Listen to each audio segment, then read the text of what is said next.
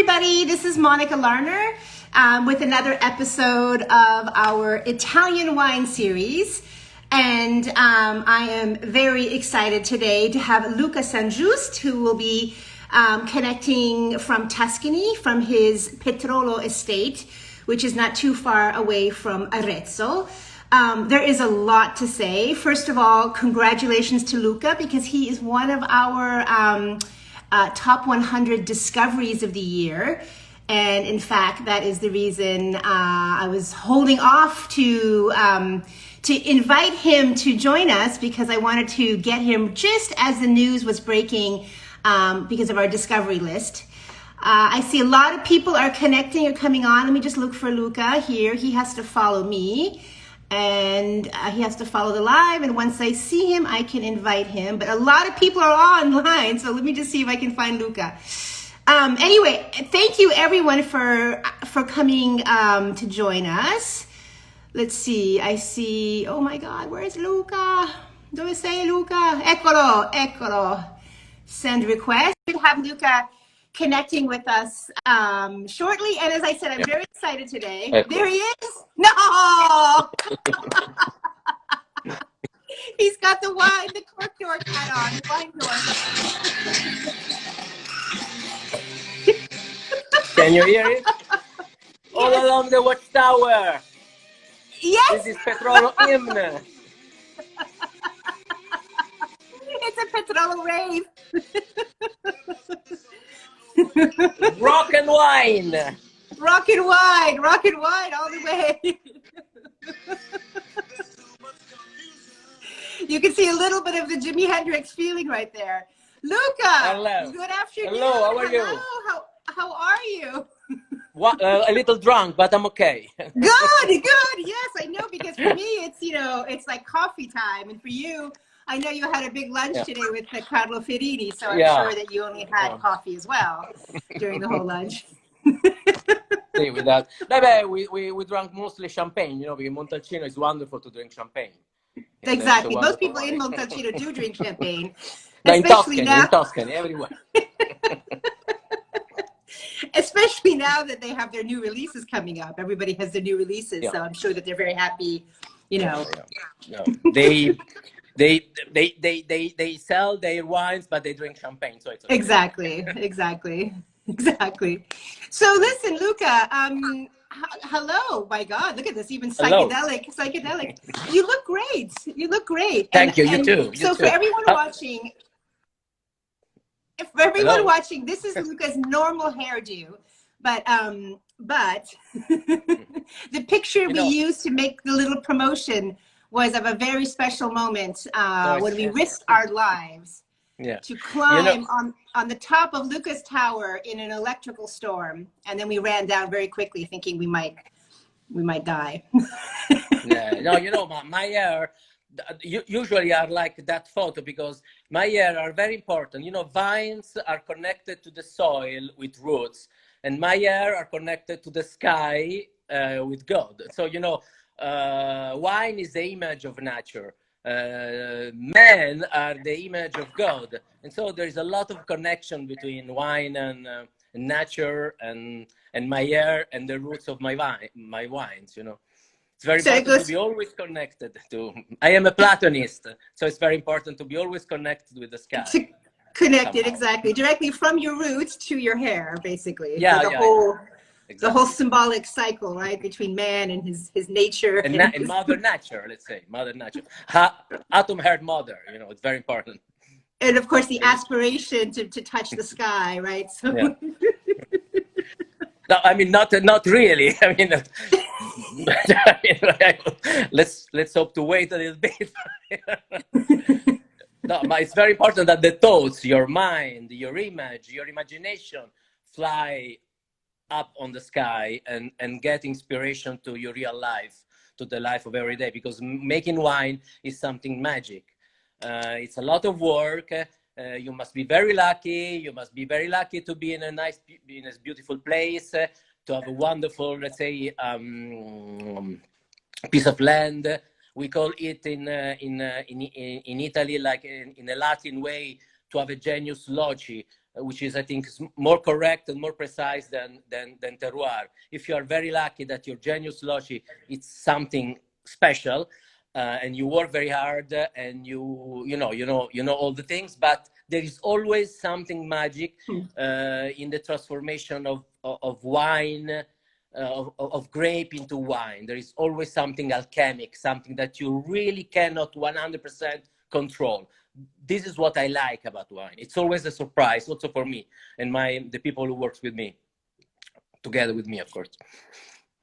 Beautifully said, Luca. That's very true. In fact, the genius of the location, right, or the magic of the place, right, that is transmitted so beautifully through wine, as you can see behind me too.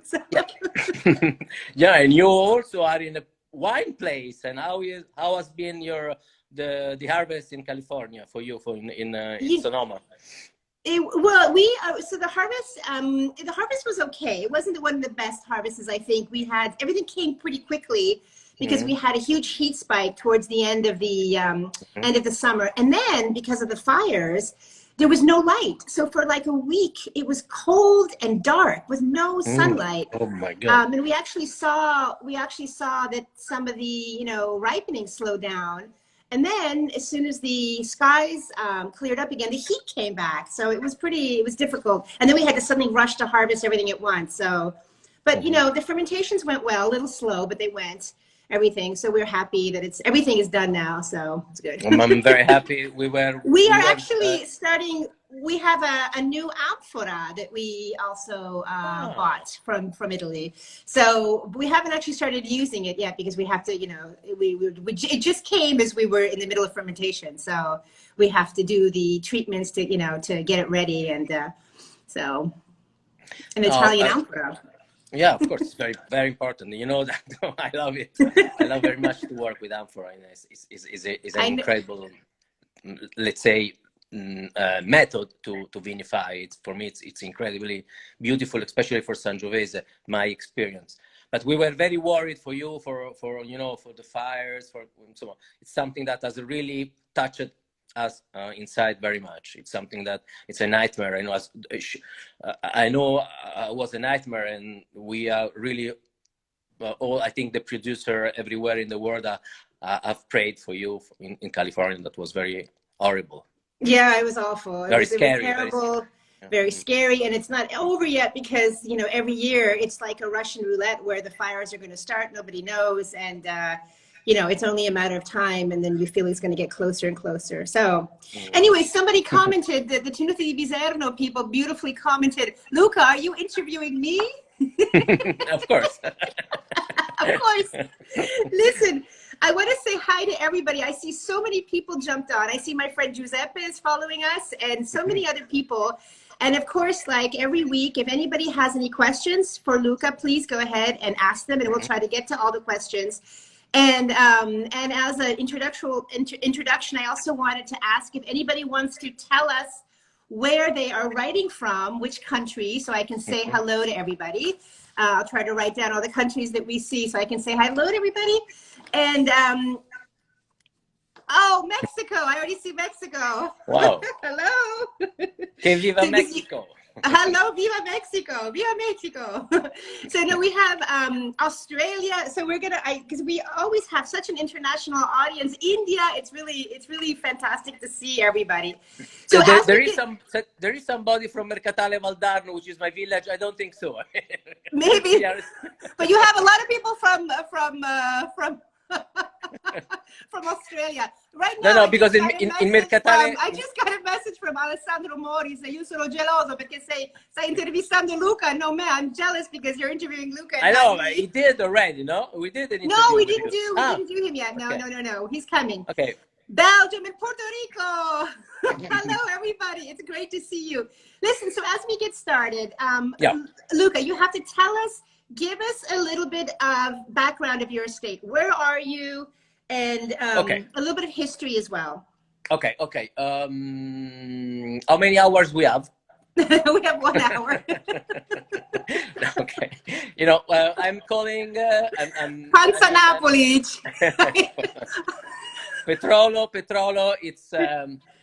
We are in the center of let's say, more or less in the center of Chianti, which is in the center of Tuscany, which is in the center of Italy, which is in the center of Europe, which is in the center of the world, which is in the center of the universe. This is my version. I know probably someone will be I'm not really politically correct right now, but this is what I think. Genius loci, right? Genius loci, exactly. So we are in the southeast part of the Chianti Hills, exactly at the border of Chianti Classico, facing the valley of the Arno River.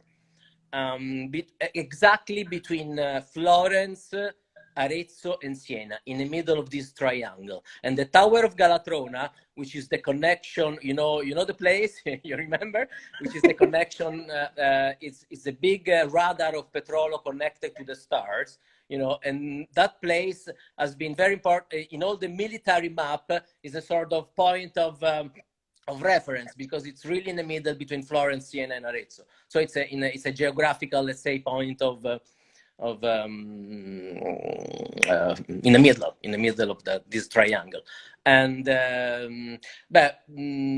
my family is here since 1947. The father of my mother bought the estate, but around here has been made wine since the Etruscan people, for sure, and then the Roman, and then through the medieval time, the Renaissance, 17, 18, 19, 20th century. I mean, it's more or less 3,500 years that people exactly in this part of Chianti, it's possible to grow only olive trees for olive oil and vines, because the soil is very poor. There's a lot of stone. So since the old time, since the Etruscan people, probably the people who has lived here has only produced olive oil or wine, and this is very important. Why I speak about the Etruscan, because the Etruscan was the people who learned from the Greek from Crete how to cultivate the olive trees, and probably also the vineyards, the vines. And then of course the Romans are brought all around the world, this culture, let's say. I'm from Rome. The whole Mediterranean basin, and then, going around the world. But the Etruscan has been very important. Was the Etruscan before the Romans were the people, especially in around the center of Tuscan, and between the center and the coast of Tuscan, they really spread the culture of olive oil and especially wine. And so Luca, as you described, you're in a point of Tuscany with a lot of important communication crossings and a lot of important, trade crossings. It always was throughout history, a place where many influences arrived, because you have such an important positioning right in the heart, of the region. But at the same time, you're kind of you have now created your own DOC wine region, but generally speaking, the Valdarno was a little bit outside, right? Because Chianti Classico is next door and other wine regions. So you also, in a sense, have a little bit more creativity, or a little bit more freedom, or a little bit more control of your yes, always destiny. in time of crisis, the genius come out. So let's hope that also in this time, in this moment of a big crisis, that we will have a new renaissance around the world, especially for Valdarno di Sopra. Valdarno di Sopra was one of the fourth region, part of Tuscany, that Cosimo Terzo de' Medici in 1716 wrote in a law. Let's say that, was one of the four part where it was possible to grow and to produce the best wine of Tuscany. And there is really a law, let's say, that explain, and the four areas were Chianti, which is the modern Chianti Classico, Pomino, which is east of Florence, Carmignano, which is west of Florence, and Valdarno di Sopra, which is south of Florence, nearby Chianti. I mean, more or less we are. And now Valdarno di Sopra is an enclave in the middle of Chianti, really at the border of Chianti Classico. But this is something real that it's strange. But in the past, in the Chianti in the old map of Chianti in the Renaissance in the 16th and 17th century, more or less around the moment that the Cosimo III de' Medici wrote this kind of thing, Petrolo was in the map of Chianti, what was called the Chianti Storico, let's say, because we are just a little bit southeast of Broglio, which is, Barone di Casolo, which is more or less our neighbor. And so we are really...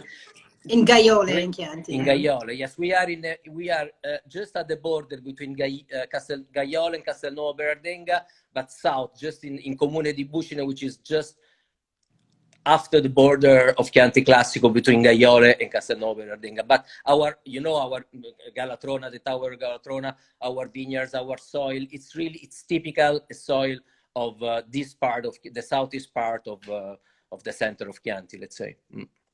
And so my family arrived here in 1947.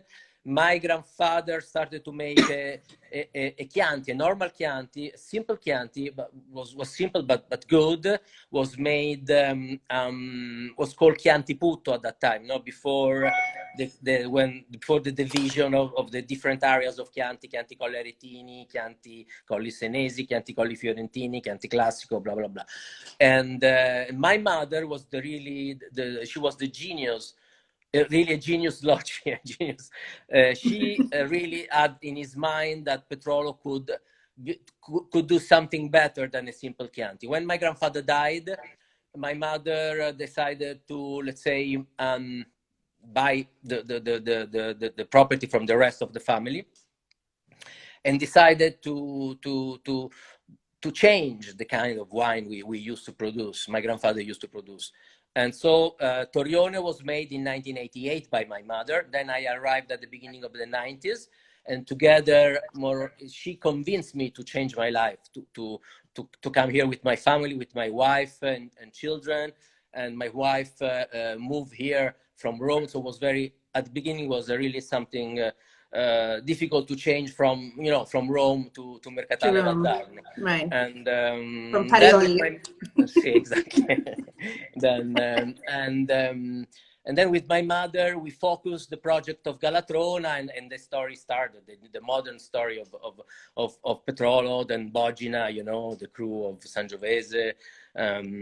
More and more, we focused on working in the single vineyards, no more Torione, which is the blend of all our vineyards, but now we are very much focused on Galatrona, which is the Merlot single vineyard, and Bogina, which is the Sangiovese single vineyard, and then a little bit of Trebbiano, which is our Bogina Bianco.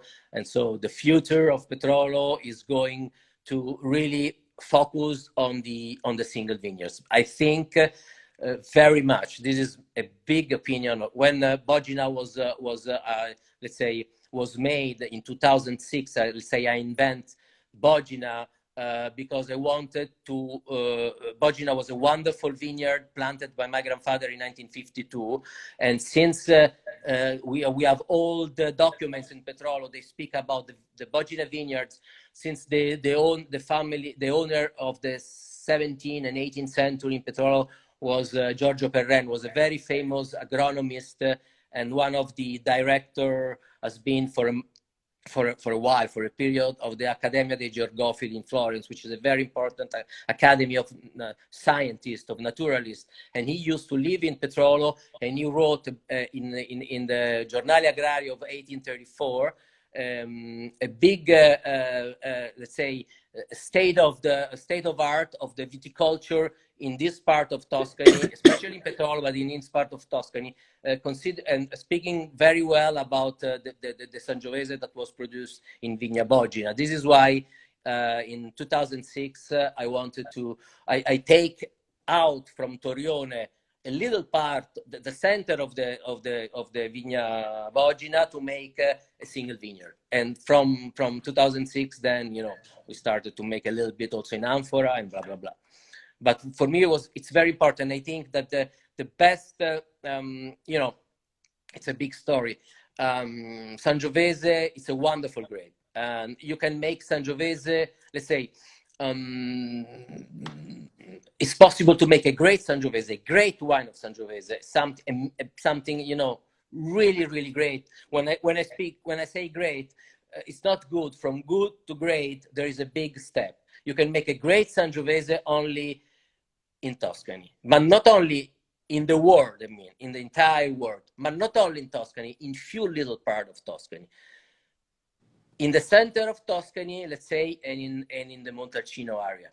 So, I mean, it's very, very, very, it's a little piece of land. It's a little piece of region where you can make the best Sangiovese of the entire world. So for me, it's very important that in the future, all the people from Montalcino, from Chianti Classico, from the center of Chianti, from the region, more and more they start to understand which is their best Sangiovese vineyard, and they start to produce it as a single vineyard. And so in the future, little by little, our son, our nephew, they will have really a map of the Grand Cru of Sangiovese of Chianti, or of, let's say, of the center of Tuscany. This is for me the future of Tuscany. I'm very much into this idea. So you're drawing a picture that kind of, in a sense, goes from, you know, a more general to specific, right? Because, you know, even the Valdarno, as we said, has these historic roots, being one of the 4 original winemaking regions recognized by decree more than 300 years ago as being a fine wine region. Then over time, you have a period, as I see it, as more creativity and flexibility, where you have IGT wines right now. We had a question about Galatrona. You know, how do you see your Merlot compared to La Parita, or how do you see your Merlot compared to other Merlots? Yeah. And then you just finished talking also about the single vineyards, and then we'll get into, you know, so going from more general to more specific. And we had another question from someone asking you, this is a more general question, but it kind of fits in. What is your view on kind of the modern state of where you are? And from there, we'll ask you about what you're doing in the appellation, because you're doing a lot of very innovative things in terms of getting the Valdarno to be all organic. But before we get to all this, I just wanted to say hi to everybody who waved in. I named some of the countries. I didn't write them all down, but we had Mexico, we had many Australia, we had Monferrato, we have Panzano in Chianti with La Massa. Wow. Yes. We have. I guess I'm sure that in Panzano in Chianti there is a man from Naples from there who is watching us. What makes you? Which is a great friend, Gianpaolo Motta, is there watching us for sure. I see Mofet. I saw Monferrato. We have somebody joining us from Nigeria. That's never happened before. So hello, Nigeria. Hello. So I guess, so to go back. Yeah, so well, let's ask answer the question about how do you see your Merlot compared to other great Italian Merlots. This is a wonderful question, and I love this question. And as I said before, great wines came from if you have a great little piece of land. You can make the same thing I said about Sangiovese. If you close the eyes and think in your mind where it's possible to make a great Merlot in the world. A great Merlot, not a good Merlot, a great Merlot. Of course in Pomerol, let's say, which is the sacro graal of Merlot. Pomerol and Saint-Emilion, let's say. And then Tuscany. I know maybe you could say California, but I'm speaking about, you know, I'm a little bit partisan today. I love to say the truth. I don't want to say bullshit. I have enough of people who say something and they do something else. I really say what I think. Probably I will go to jail in the future. I don't know. People will put me in prison, but I love to say what I think. Well, specifically, Galatrona, I see Galatrona very, very connected with Vigna La Parita, Castello di Ama, and for example, La Ricolma, San Giusto Arentennano, because we are more or less neighbor, and it's a little bit different than the Merlot of the coast. I was finishing, sorry, I go back. If you close your eyes, okay, Merlot in Pomerol, in Saint-Emilion, but in Tuscany, but where in Tuscany? Not everywhere. in the center of Tuscany and in the coast of Tuscany. These two areas are really magic for Merlot, really magic. But there are some differences. Galatrona is very connected to Castello di Ama because the first half hectare, let's say more or less 1 hectare, of that my mother planted of Galatrona in 1919, where was planted with the shoots of Vigna La Parita, rafted on San Trebbiano and Sangiovese old vines of my grandfather. This is the beginning of Galatrona. So we can say, and Lorenza Sebasti know this, and we are friends, she's from Rome like me, and Forza Roma, we said that, you know, at the beginning, Galatrona was born with the shoots of Vigna La Parita. Then little by little, you know, we grow. And so Vigna La Parita, again, Galatrona and La Ricolma, Sangiusto and Rettennano are really connected. And for example, there are the differences between Masseto, which is, you know, one of the most important and iconic wine of the world now. Masseto in Bolgheri, Messorio, De Macchiole, and Tuarita, Redigaffi Tuarita. And we just had Ludovico Antinori on Instagram about 2 weeks ago, and I see that everybody from Bibona is watching us too. So hello, Bibona, as well. Ludovico Antinori is simply a genius.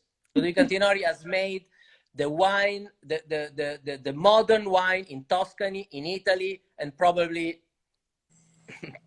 somehow in the world. Ludovico is really a genius. We really like all the, of course, the Antinori family, Piero, but Ludovico, it's really something special for me because what he has invented with Ornellaia, it's really something unbelievable, incredible. And so the difference are, let's go back to the real thing. The difference are, there are many different, let's say the more simple thing to say is that Galatrona, like Aparita, like La Ricolma, are more Chianti style. You can really feel, you can really taste the soil of Chianti. This part of Tuscany, you can feel the Albarese, right. The Alberese, the stones, but not only, also the bushes we have, the bushes, the underforest, you know, the muschio, the mushrooms, the black or white truffle, it depends, you know, but the smell of ginestra, of finocchio selvatico, sage, rosemary. There is something which is typical of this, which is you can find also in Sangiovese, of course, but it's because the wine taste of the piece of land where it's planted. You know, I don't like to drink also wonderful wine, beautiful wine that I don't recognize where they come from. I love that a wine speak the language of his little piece of land. I prefer a wine with some maybe mistakes, you know, some errors or mistake or whatever you say, but that I can connect immediately. I close my eyes and I connect that wine to that piece of land. I love that wine. I drink that wine. And this from all over the world. I drink a lot of wine. I love wine. I drink wine from all over the world. And the wine I love are the wine that they speak the language of the little piece of land.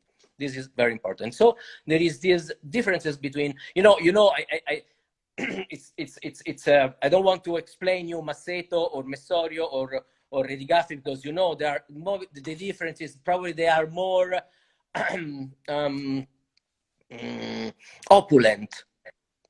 I don't know the word to say, but more in some way you can really feel the difference. You can, and we are speaking about great wines, of course, but there are differences. For me, my palate, I grow up here. I grow up in Chianti, and so my palate is more connected here. So but this is normal. I mean, it's right. It's important that your palate is connected to on what you are doing and on where you grow up.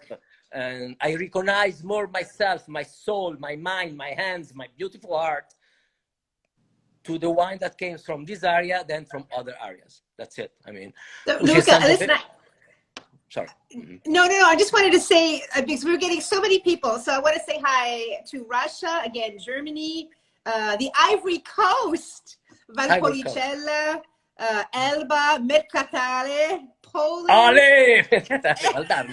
Mercatale We Valdarno, have an Val di Pisa. artisan beer maker from Sicilia, and we also have Beer someone from maker, Duero. wow.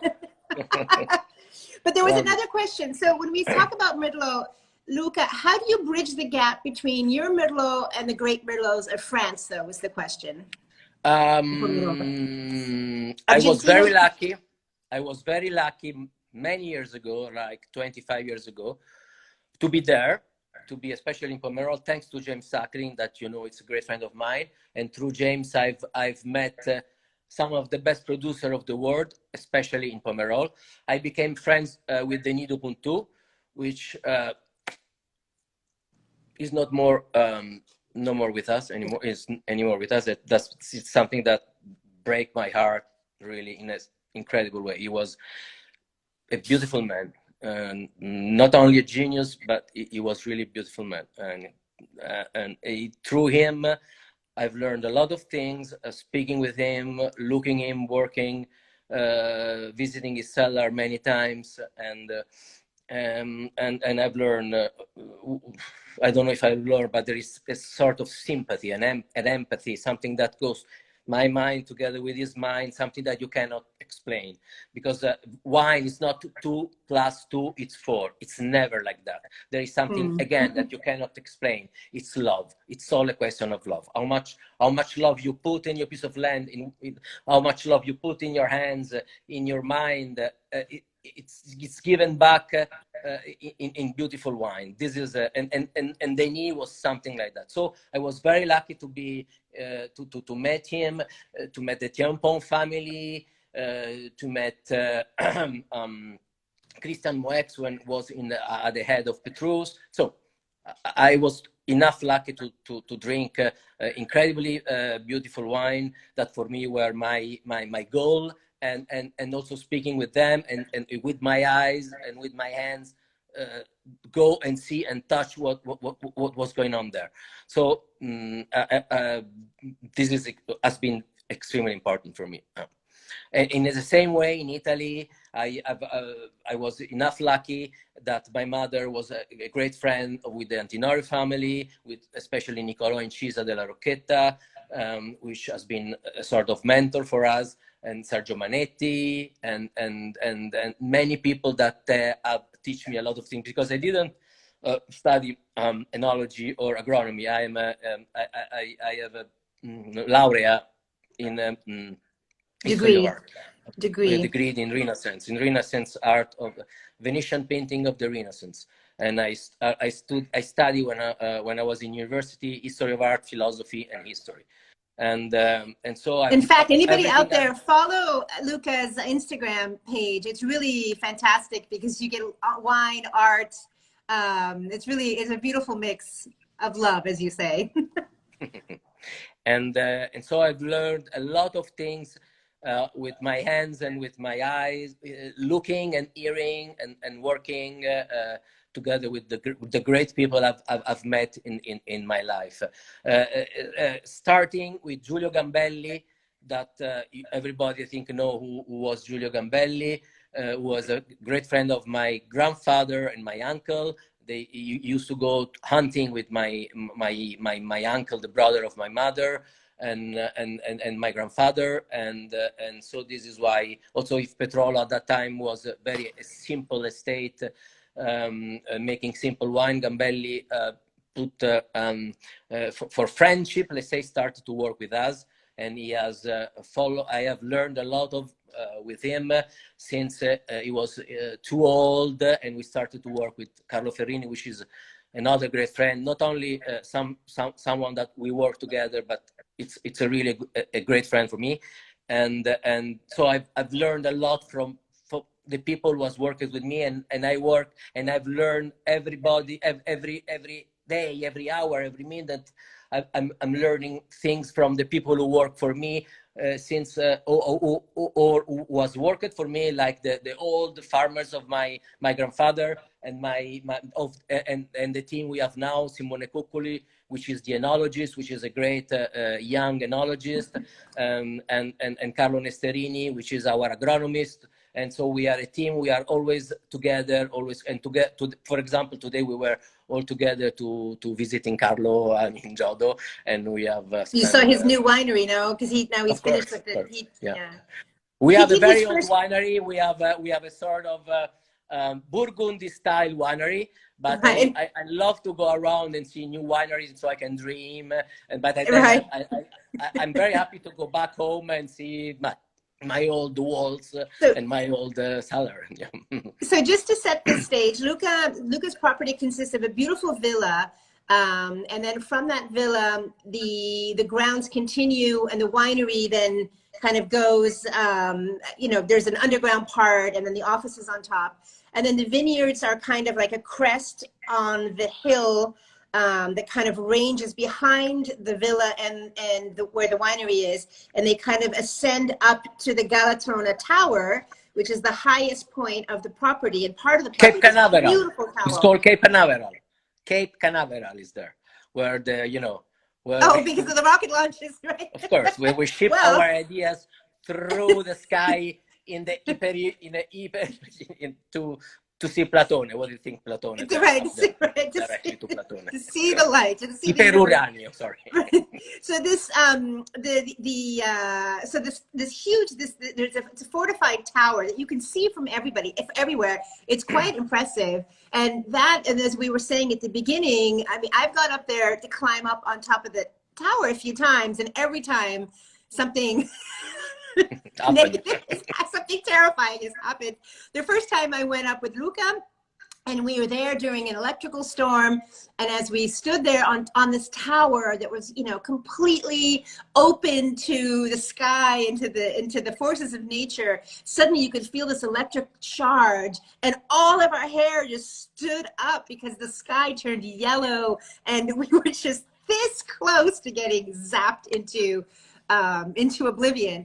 And then a few years later, I went back and I climbed up the tower again. And that time I got attacked by a swarm of this black swarm of these awful little bugs that just sting you everywhere. Those are because the Tower of Galatrona is famous not only for our wine, Petrolo wine, let's say, which is something in the last 34 years. But it's famous because there was born Nepo da Galatrona, which has been the private magician, or not only magician, more than that, stregone of Lorenzo il Magnifico. Lorenzo il Magnifico. So there is a big stregone, what magic man, or magic charmer. More, it's at that time in the Renaissance, the prince, the king, the queen, they didn't move a finger without asking something to them. So from advice, right? Yeah. Nepo da Galatrona, which of course the name say that was born in Galatrona, has been really one of the most important men of the Renaissance, because was really let's say the living ghost of Lorenzo il Magnifico, and then after, when Lorenzo died, Giovanni, so the Medici. So and from Nepo da Galatrona, after for a couple of for probably 2 centuries, something like that, Galatrona was very famous to produce, like in industry, to produce stregoni. I mean, it was the sort of copyright of Galatrona. This is why there are weird things happens up on the tower. I didn't know that. I didn't know this. That's interesting. That's really fascinating. It's very true. It's very true. Next time I will give you a book was written by a very famous studioso, especially about that. Yeah. I mean, there are many areas like in the Beneventano in the south of Italy that everything, the culture is related to streghe and stregone. But that's a more kind of popular culture. But I didn't realize that. That you have. No, in Tuscany also was very important. Yes. Very. So listen, I will stop all the saluti, but I do see an important saluto from Châteauneuf-du-Pape for you, Reggio Wow. Emilia, and Just enough to Stuttgart. pop. Maybe my son, I guess. I think so. Rocco. Wow. Ciao, Rocco. Rocco. And then also from Rome, we're getting people from all over. Listen, Luca, I wanted to ask you, I mean, this is something that, so we published our list of our 100 discovery wines. Mm-hmm. And one of the criteria in this prize was whether or not a wine was eco-sustainable. And I was really inspired by you because you're doing something quite ambitious, which is to push for the entire denomination of Valdarno di Sopra to be completely organic. In effect, everybody is already farming organic. They're in the process of getting Absolutely. Certifications for those that don't have it. So this could be the first wine region in Italy and perhaps, you know, even in Europe that could be certified organic. Now, of course, the bureaucratic process is very long and tedious, and we won't get into that. But I wanted to ask you, you know, how I mean, that takes. You have a small region, so maybe it's more practical for you to do it. But how did this come about? How hard was it to convince people? Was everybody on board? And we also have a question. Somebody asked, and this is a side question: why did you change your packaging from wood to cardboard? For to be more bio. Exactly. That's what I imagine. To preserve forests and trees and to try to use less wood as possible. And my cardboard, they cost more than wood because they are very well made and there is a serigraphy on the top. So I prefer them also aesthetically, not only because it's a good thing to do. But go back to the Valdarno di Sopra. Yes, we are fighting. We will have a lot of fight to gain this thing. But we are all conscious about that, from the Ferragamo family to the. I saw that Salvatore was watching us. Ciao, Salvatore. Salvatore has been a big, great compagno to follow and to push this, but all the people, my friends and the other producer of Tuscany, from Sette Ponti to Caberlo, which is my near great friend, just near Petrolo, from many small wineries all around us. They are, since the beginning, most of them, they were organic already, and many of them they moved to to the process to be organic. But now 100% of the producer of Valdarno di Sopra, who they mark the wine under the appellation of Valdarno di Sopra, are organic. So we will fight, and I'm sure we will win this battle, because in one way or in another way, we are studying, we will see what we can do. We will have our organic certification for the appellation, and we are sure about that. No, we are. It's not already done. We will fight. Probably we will have for sure, together with us in our consortium. We will decide something immediately to start to write something legally, which is legally binding, valid, legally certified, right? Because Luca, I mean, while we were doing our discovery list, because that was one of the criteria, I was hoping to make sure that all the wines that I chose had a sustainability theme. And in the end, they did. And it was easy to find in Italy. There's a lot of movement. If you look, I just finished tasting wines from San Gimignano, and I would say about 70 or 80% of the estates are organic. You look at Montalcino, it's the same thing. So many, and in your case, it's all of them. I mean, so this is, and then but you compare it even to California, where I am, or Napa, and you just don't get the same amount of Monica, attention it's the for this. future. There is no way. It's the future. We cannot go back. It's the future. Our environment ask this. The word Mother Earth ask this to that. We have to do this for our children, for our nephew. It's impossible to go back, and we have to do this. But not only by words. not only speaking, doing it with our Doing it, hands, yeah. doing it in the vineyards, doing it in the cellar for the wine, let's say, world. And also in all the other things in life, in life, in the society. But I love to speak only about the things I know, which are few, but I'm very convinced about that.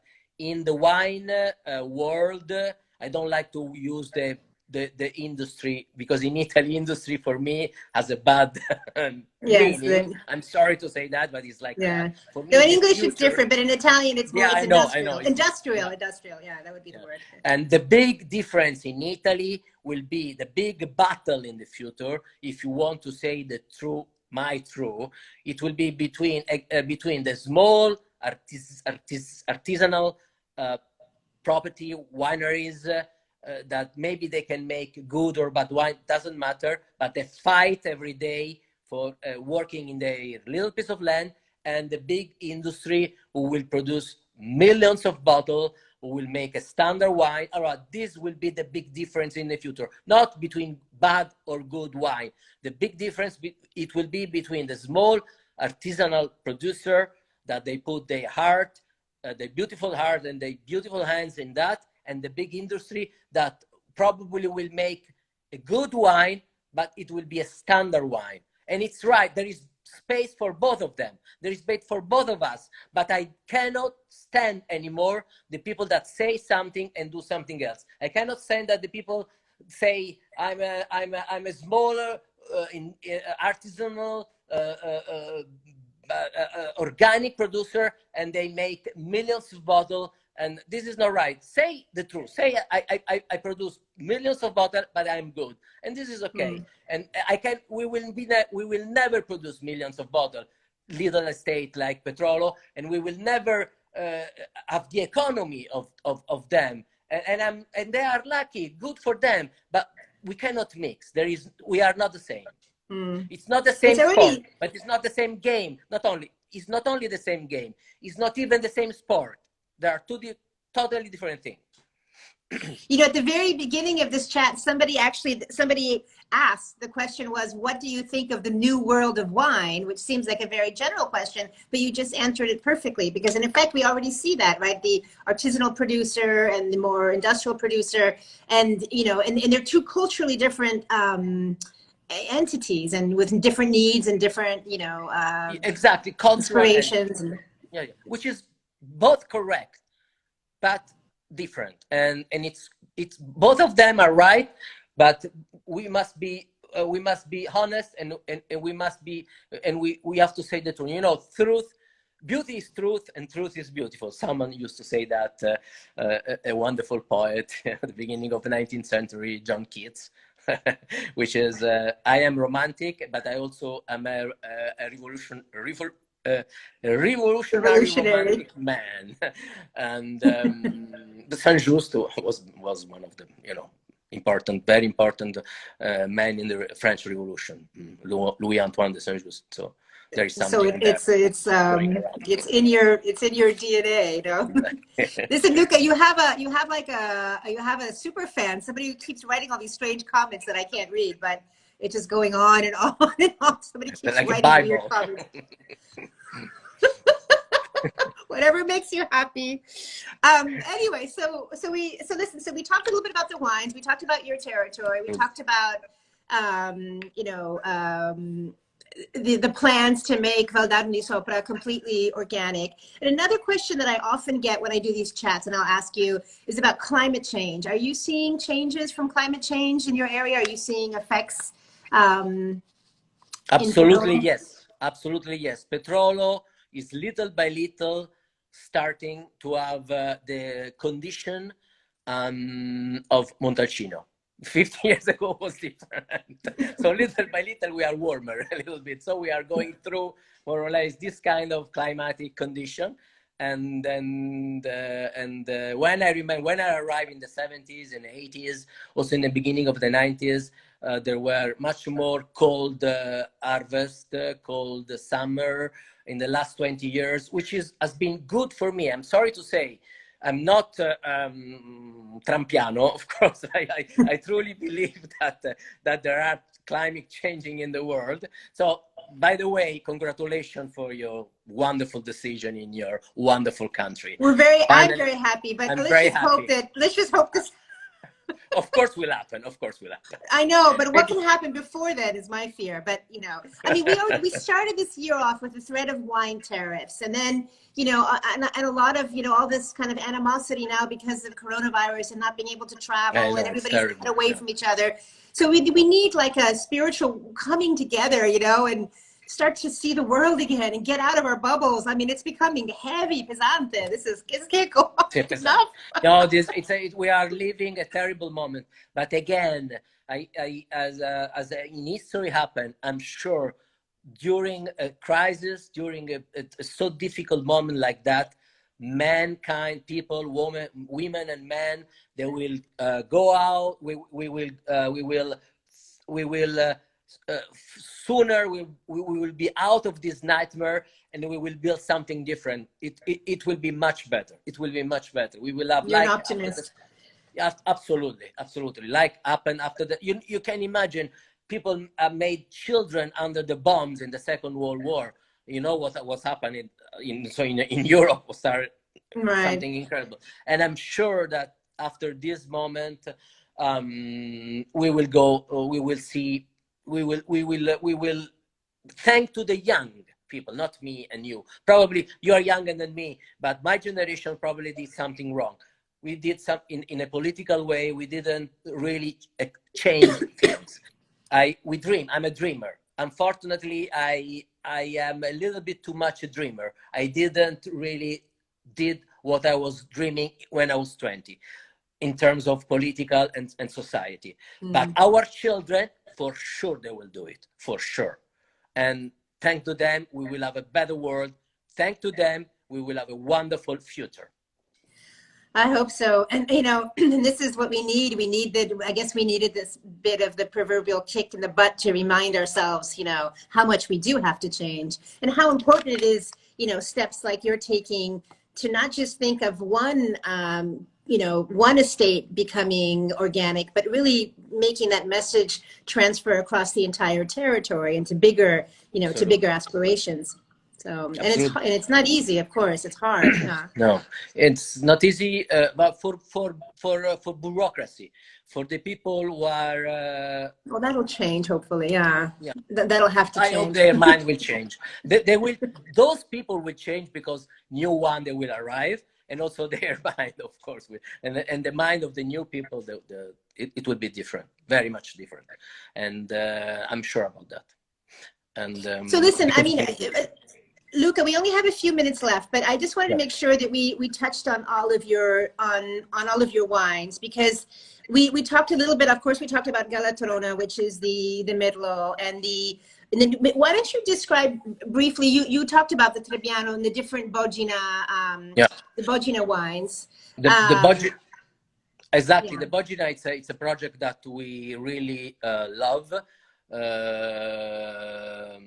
Because it's the end of the process about my idea in single vineyard. So I was speaking before about the Bogina Red, which is a wonderful Sangiovese vineyard, very old, little by little replanted by my grandfather, by me and by my mother after my grandfather, by my mother before me and then me after my grandfather, and now we make a wonderful Sangiovese from that piece of land, which is the let's say half of the vineyard still is in Torrione wine, so it's still in the blend of our vineyards. But the center of the vineyard now produce a single vineyard, let's say a cru called Bogina. Bogina is made in two different ways.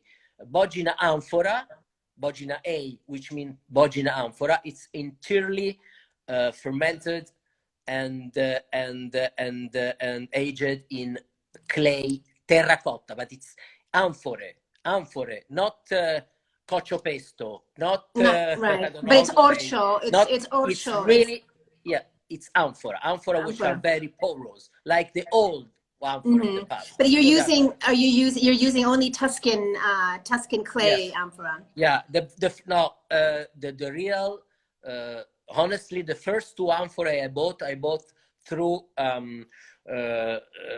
another person who has been very important for me, Elisabetta Foradori, not only because we are great friends and she make wonderful wine and she's a great friend of mine, but she convinced me to start to do this, to use this method of vinification. Let's say. So the first two amphorae I bought through them in Spain, through her, sorry. That's right, Spain, because she, right, Spain. exactly. Yeah. Then I decided to really, I thought in myself, but it's strange because the Etruscan people have invented the clay for the amphora in near Florence, in Impruneta. And so it's stupid not to go. I am 20 minutes, half an hour from there, 25 miles from there.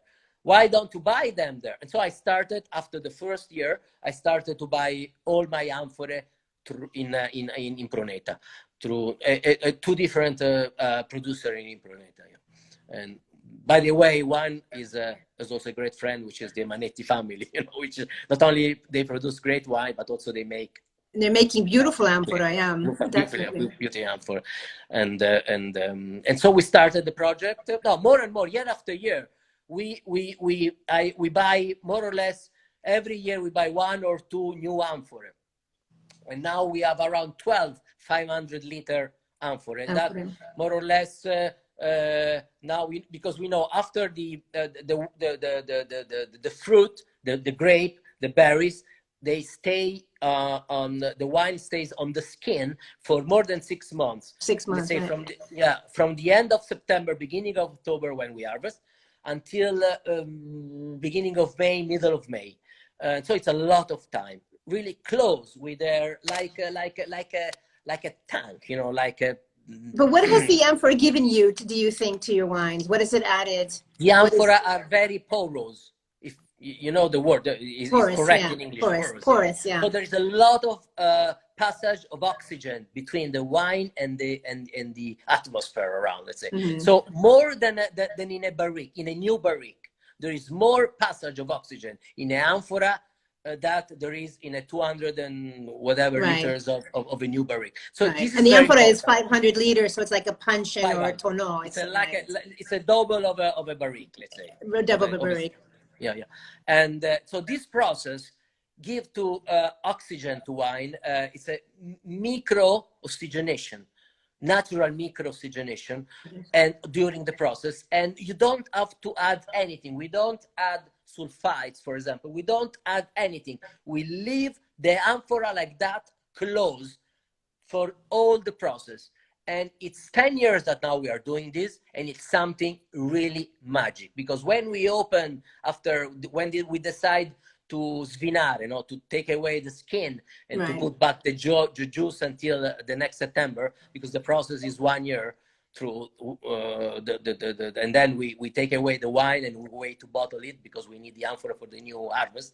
So at the end of the 6-7 months, whatever, when we take out the juice and we put back the juice is what there is a smell of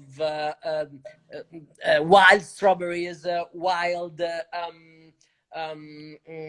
lamponi, raspberry. Yeah, it's something incredible, and we don't touch that wine for 7 months. You just leave it. We don't do anything. Of course, you have to do this with the best berries.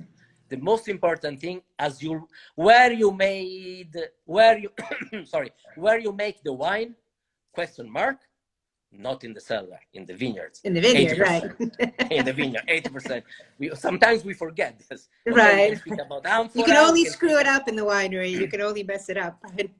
I always say also to you this. Now we can have a wonderful harvest, and then we make a lot of mistake in the cellar, and the wine is gone. Right. So we must. But this is 1 minute. This is very important for me. The transformation of the little berry, the transformation of grape into wine. It's something very, very, very, very delicate, and it's the human touch. Because nature doesn't make wine. Nature make vinegar. So the 20% of the job that a human being the human being does between in the transformation of grape into wine, it's very important. It's very heavy. Nature does 80%. We do 20%, but that's bloody 20% is extremely important. And that's the difference between vinegar and wine. Right? Exactly. Wine is the transformation of nature in culture. It's a human being process. It's our mind, our heart, and our beautiful. It's humanized, right? Yeah, you're right. It's humanized, and it becomes part of our very essence, our very tradition, and our culture. Listen, Luca, wine is better than nature. Like art is better than nature. We try to, in one way, to make a better kind of human nature, transforming the grape into wine and doing art, painting a beautiful painting. You know, my wife, she's a wonderful painter.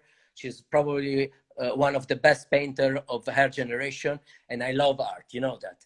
And also art is something, the artists, they try to make a better nature, you know, a vision of nature which is a little better than the real thing. So this is a little bit also my idea about wine. Listen, very quickly, I see that Giampaolo has gone off to drink some champagne in Bravo, Giampaolo. Listen, very quickly, we didn't mention you have a new Cabernet Sauvignon, the Campolusso. Yes. Very quickly, because I found that wine to be quite intriguing as well. It's very ambitious and a new addition to your portfolio. Yeah, actually, we produce Campolusso since 2004. You see, exactly. Sorry, it's a very small production, only few barriques. There are sold just to, you know, few collectors around the world, and I love it because it's a mountain Cabernet. It's planted. You have seen the vineyard. You saw the vineyard, which is just under the Tower of Galatrona. We are at 500 meters above the sea level. We are in a sort of castle, was an acropolis of that time. So we are in an archaeological site, Etruscan and Roman site, and those and the vines are cultivated as alberello, which is the old kind of, you know, cultivation. And it's a wonderful piece of land, and we planted Cabernet there for two reasons. First reason, because our neighbor there, which is Caberlo, they produce a wonderful sort of Cabernet, which is sort of more, and then so we wanted to make a gemellaggio. Carnasciale, exactly. We want to make how I call a magical mystery hill wine from there together with them. And also because we are very high, and we suppose that probably was too high for Sangiovese. You know, the skin of Sangiovese is a little delicate. There we harvested in November, so we wanted to be sure to arrive to a good ripeness. And then I love also Cabernet. The California, for example, there are Californian Cabernet, which I adore, not only the French, of course, which are sort of less, because we are in the middle of a forest. You have to imagine, people have to imagine. It's incredible. It's also probably we are surrounded by a big forest. And it's the most difficult vineyard for you to work, I'm sure. Now it's most difficult. Yeah, there are a lot of animals. Everything is done by hands, but in all my vineyards, which is because it's not important only to be organic. But we work by hands. We harvest in little boxes. All the Petrolo grape is harvested for all our wines. Torrione, Galatrona, Bogina, Campolusso. All our grape is harvested in little boxes. This is mean work by hand. Very down, because you can't even drive. I mean, maybe with a Jeep, but it's difficult to even. It's a difficult road. It's very difficult. It's half hectare. It's only half hectare. And now, Campolusso is now part. That's what it's now part of the DOC. It's now part of the Valdorni Sopra appellation. Because it's a we have there is it's the name of a little vineyard since the vineyard, right? A vineyard designate. So it's written in the book of the vineyards of the province of Arezzo or whatever. In Tuscany, there is the single vineyard. Yeah, so this is the last thing, which is very important for all my wines. and I say this to the people who are watching us and listening to us, learn to read the back label, because in the back label is written everything. In the back label, Galatrona is Vigna Galatrona. That means that all the grape that make that wine, they came from Vigna Galatrona, for that little vineyard. Bogina is Vigna Bogina. Again, all the wine that make Bogina came from that piece of land, and it's integralmente prodotto e imbottigliato in Petrolo, which means that all the grape we use for our wines, they are produced, and vinified. And very important in our DOC. You know, I'm the president of DOC, so I make the law. I don't care about it. So I am the king, so I can do the law like by myself. And we have scherzi a parte. We have the mention of Vigna, which is extremely important. The mention of Vigna means that, again, the vineyard designate, yeah. So I mean, yeah, because basically, you know, yeah, there are estate wines and there are non-estate wines and vineyard designates, and you know, and not only estate wine, the wine that came, the berries that came from that precise vineyard. You know, it's a single vineyard. In the future, my dream, maybe in 500 years, not my son, maybe my nephew, I don't know, but in 500 years, we will have in Tuscany what they have in Burgundy now, which is wonderful. I mean, for me, this is then it's stupid how the government, the politician, they don't go to see what is good in the world and copy. They just have to copy. They don't have to invent anything. Just copy the right thing. No, they are not able. They make shit. No, they make stupid things. So they're not even able to copy the right thing, which is there. You know, incredible. Sorry. Luca, it is a pleasure. I am so happy that we got to speak. You are just brought a beautiful sun ray of, you know, of light and happiness into my morning, and I'm sure everybody else. We had so many comments. We had this one guy who kept writing all these weird things. So I don't know why. Very random. I miss you, and I love you, Luca. I love your wines. Thank you so much for spending this time with us. And you know, wishing you the best for the holidays coming up, and that's it. Let's hope to start the next phase of our lives, right? Exactly. Thank you to everybody. Stay safe, stay healthy, angry, and you know, stay angry too. Yeah, exactly. And thirsty. Angry, also angry, you know. Angry, hungry, and thirsty. Thirsty and dissident. Right? We have to say no. We must be dissident, which is the right word to go against. I think there's a lot of that happening, so that's good at least, right? It gets get people thinking. Listen. Okay. Ciao, everybody. Bye, Giuseppe. Bye, everybody who watched us. Thank you so much. Ciao. Ciao. Ciao. Ciao.